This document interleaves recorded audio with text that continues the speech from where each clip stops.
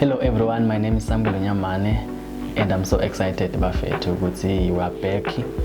Siyaqhubeka with our sign language section which is powered by visual communication. So today I'll be taking you through sign language alphabets. Yeah, the 12 alphabets from A up to Z. Before we dive in deeper, so start most of people babuta okay, which hand should I use when I'm doing those alphabets.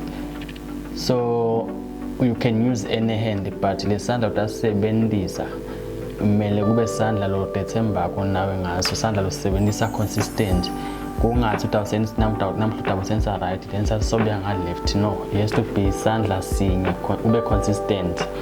Now we are that it's okay, sandla sami lesi strong kakhulu right, so don't focus on right. Now we are that it's okay, some are using left, you can focus on your left to 70 kakhulu.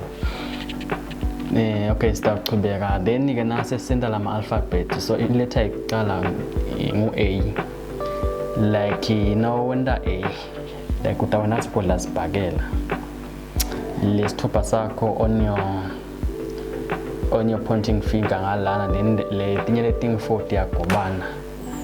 At the same time ke bafethu umele ube sure ukuthi le palm yalesandla sakho sibuka embili, sibuka lo khuluma naye noma lo taba umfinger sibhelela, yabo, singabuki wena, because once sabuka mina ngalana lo mle ngikhuluma naye ngalo utabe ame ngale mina ngala, so nase sibuke mina lo mva akasabona okay sengibambe A noma ngibambe bani, yabo. Every time le palm lesandla this angle imele ibuke embili. At the same time nayibuka embili, you should make sure ukuthi ayibuvimbi ubuso bakho, ungamane maybe ibeke uyikhiphe kancane to your sides, ingabi sebusweni bakho, because there's some information le nase silambe kwakho ne information le letawuvimbeka, but nasi ngalaceleni itawubonakala yonke. So sitawuchubeka bafethu, this is A, then siyabuya, this is B. Still we are maintain le hand position.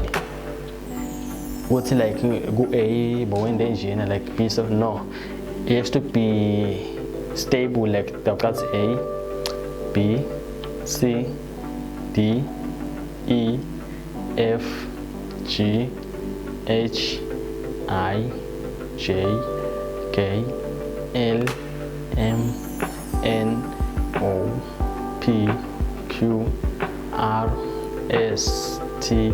So nyabona like le hand position yami solo imenza wonye lokuhamba kule sandla, yabo, angabi solo ngisusa lena ngisa le solo imenza wonye instead solo kuhamba isandla kuphela, yabo. So